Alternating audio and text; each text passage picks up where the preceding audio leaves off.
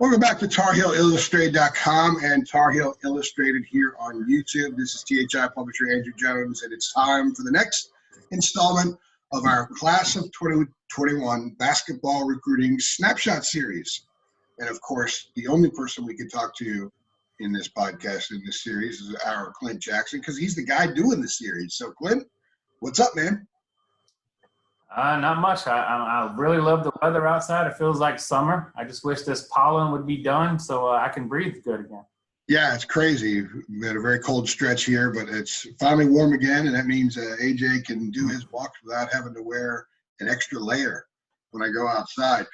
For those of you who are checking this out that aren't really familiar with what we're doing in the Snapshot Series, is Clint has identified, in addition to the Class of 2021 kids that Roy Williams has offered, he's identified some additional kids that we believe will be targets of UNC. So what we're doing is we're featuring them here in this series. We do a written piece one day. The next day, we're on a podcast on the kid. And, of course, the only way to access the written pieces is if you go to TarHeelIllustrated.com. For just $8.33 a month, you can be a member of our site, of our community. And it's not just the written stuff. The message boards are huge. Clint is on the message boards. A couple people asked questions the other day. I sent Clint a text. Hey, got a question for you in this thread, and he pops in there and gives an answer, and that is premium content. You can't get that anywhere else because we don't address everything in these podcasts, which are free for everybody. So we're doing the Class of 2021 Snapshot Series. We've done several kids. Next up is Patrick Baldwin. Yesterday we ran the written piece, Clint. Today we do the podcast. So what's your take? What are your thoughts on Patrick Baldwin? I think he's every bit the part of a top 5-6 player in the class of 2021 that I've seen. What you're getting with Patrick Baldwin, you're getting a 6'8", 6'9" guy who can play on the perimeter and also play down low. He's got a really good handle, a beautiful shot. He's just a very savvy, sound player, good on the boards, can play with his back to the basket, very, very skilled.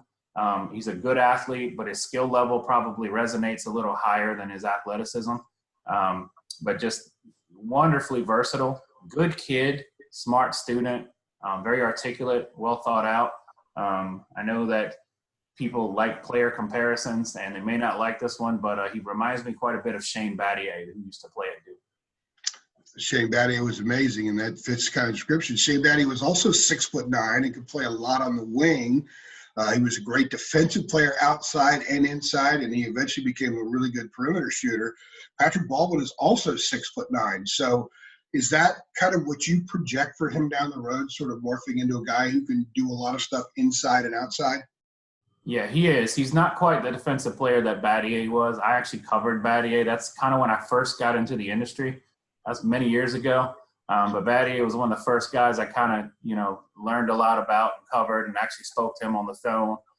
He was a huge target of Dean Smith's, and that was a recruitment that was very, very intense. And Patrick Baldwin is the same way. Not quite the defender that Shane Battier is. He's not a bad defender, but he's probably a little more fluid in his ball handling and his movements than Battier was. Battier was I'd consider more of a 4 than a 3. Baldwin is kind of a 4-3 as well, but he's probably a little bit better of a 3 than Battier was. Yeah, I think Battier was a 4 who became 3-ish. And by the way, I covered him some early in my career, and one of the best quotes ever. Baldwin's the number 3 player overall in the class. He's number 2 at his position, so obviously he's another great small forward in the class. What just explodes out about his game that has him at number 3 nationally? I'm going to give you 2 answers. His versatility and his jump shot. You see a lot of kids that shoot the ball okay as a 4, and I think Baldwin shoots the ball exceptionally well. He's got a beautiful release. His jump shot, he goes straight up and down, high release, gets it out of his hand quick. And then his versatility. Like, he can play multiple positions. You can use him all over the floor. You can use him on the elbow facing up. He can play the baseline.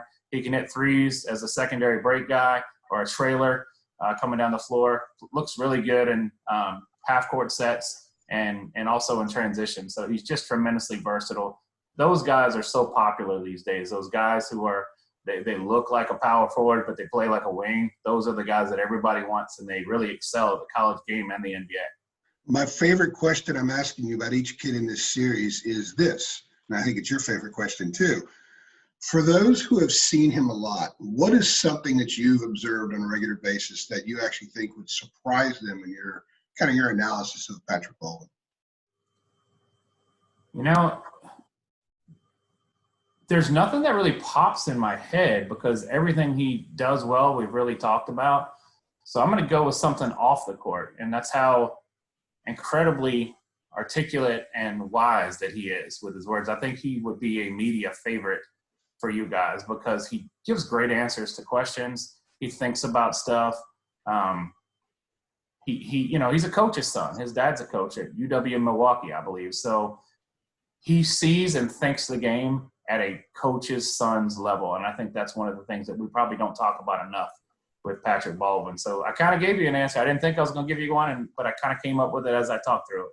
You always come through, my friend. Okay. How would he fit in at Carolina, given the way the Tar Heels prefer to play? Well, I think he's going to be – Roy Williams, you and I talked about this a lot. Roy Williams loves stretch fours now. He tends to go after those guys in droves, and I think he, sees the game evolving. And there are times where he likes to throw those two, traditional post players out there, and nobody does that better than Carolina. Carolina does really well with big men. I think that over the last 5 or 6 years, he started to see the value in having that four-man who can play inside and rebound, but also catch and fire jump shots from the perimeter. So I think Baldwin, obviously Roy Williams loves him because he offered him early. He's had him on campus, and he's been up to visit him in Wisconsin. But I think he's going to be that stretch four who can rebound, block shots, play all over the place, but also stretch that defense and open up the court to let those playmakers have more driving room. So I think he will be a stretch four if he were to go to Carolina, and I think he'd be a really good one. So what's your pulse on this recruitment? Pulse says I think Carolina's in the conversation. They're definitely in the top 3 or 4 from my guess. I don't know that I'd call him the leader, but I don't know that I'd confidently call anyone the leader. I think Duke's done a good job with him. Carolina's also had him on campus. And Roy's still working hard on that kid. So, he's got a lot of schools on him. He's got, the Wisconsin, the state schools. He's got his dad's program, which is still on his list. Kentucky's after him. I don't know if I'd say they're the leader.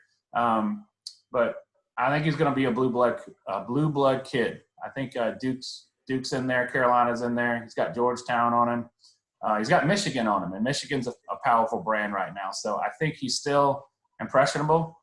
I would say that Carolina is in that first group, but I don't necessarily know that I would feel confident saying they're the leader at this point.